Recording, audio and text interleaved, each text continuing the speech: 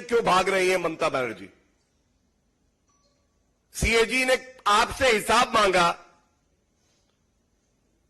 ये utilisation certificate जो है, कुल राशि जो थी वो 3.94 लाख करोड़, और आप अचंभित रह जाएंगे कि 2.29 लाख करोड़ के यूटिलाइजेशन सर्टिफिकेट दिए नहीं गए। और ये एक बार नहीं, कई बार मांगे गए, उसके बावजूद नहीं दिए गए। करीब 60% रुपया जो लगाया है उसका कोई हिसाब ममता बनर्जी ने दिया नहीं है। ये चिंताजनक है, ये विश्वासघात है पश्चिम बंगाल की जनता के साथ। दूसरी बात जो आई वो अनअकाउंटेड कंटिजेंसी फंड की जो अभी रखी गई। कंटिजेंसी आकस्मिक, कोई इमरजेंसी हो तो निकालेंगे, जो साधारण व्यवहार है, खर्चा है, उसमें यह नहीं आ सकता है। ये संविधान में भी है और जो रूल्स हैं पश्चिम बंगाल के उसमें भी है। चिंता की बात यह है, रूल कहता है कि अगर कंटिजेंसी फंड में से रुपया निकालोगे तो 1 माह के अंदर आपको वापस रिकूप करना होगा वो अकाउंट, वापस कंटिजेंसी फंड में रुपया जाएगा, इसलिए कि अगली इमरजेंसी के लिए स्टेट के पास कोष में रुपया हो। लेकिन हुआ क्या, 3400 करोड़ रुपए के जो बिल हैं वो सबमिट ही नहीं किए कंटिजेंसी फंड से। ये दूसरी अनियमितता है, भ्रष्टाचार है। और जैसा अभी कहा गया, ये बहुत महत्वपूर्ण है, अनअकाउंटेड फंड सबसे ज्यादा किस मंत्रालय में है? गृह मंत्रालय में। और ममता बनर्जी उस मंत्रालय की मंत्री है, वो विभाग उनके पास है। 3400 करोड़ रुपए कंटिजेंसी फंड से घोटाला कर दिया ममता बनर्जी आपने। रोहिंग्या को दिया, अपने परिवार वालों को दिया, या दंगे कराने के लिए इस्तेमाल किया?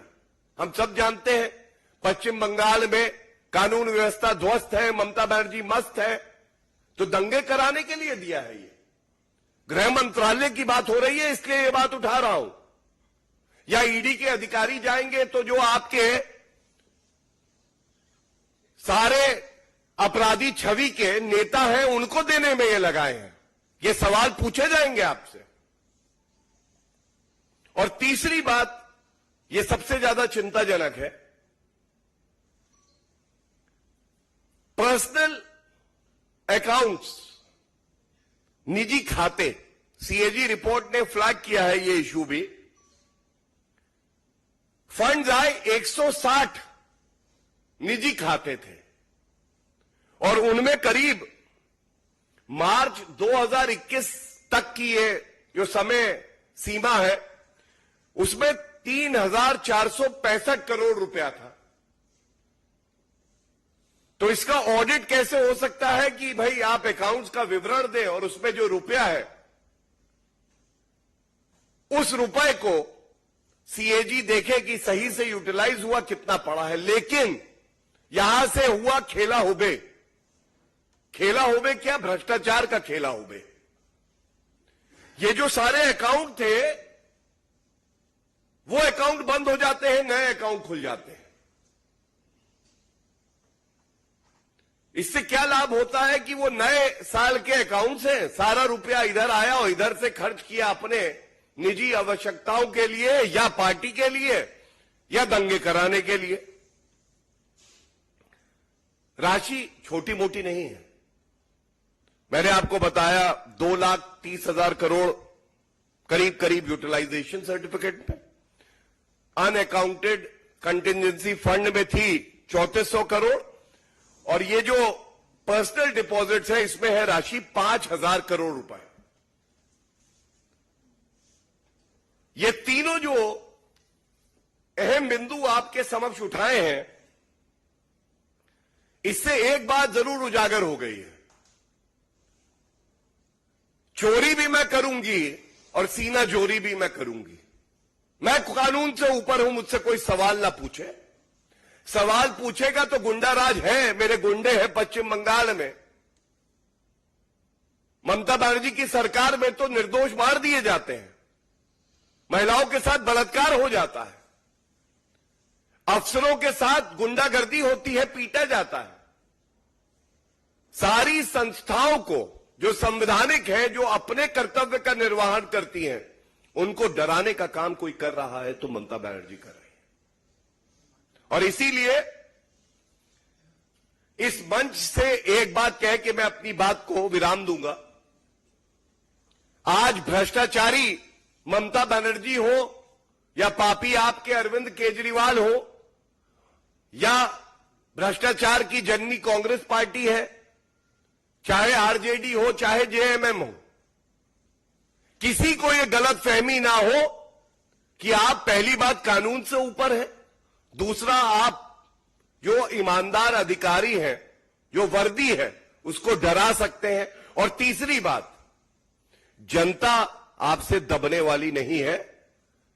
एक एक रुपए का हिसाब आपको देना पड़ेगा, और वो भी वक्त आएगा जिनको गुरूर था, गुमा था कि मैं कानून से ऊपर हूं, वो जेल की सलाखों के पीछे चले गए। ये ताकत होती है ईमानदार सरकार की, ईमानदार एजेंसी की। वो वक्त भी आएगा ममता बनर्जी, एक एक रुपए का हिसाब आपको देना पड़ेगा। धन्यवाद। कोई सवाल हो तो पूछ सकते हैं। इस पे अगर किसी का सवाल हो तो कृपया करके पूछ सकते हैं।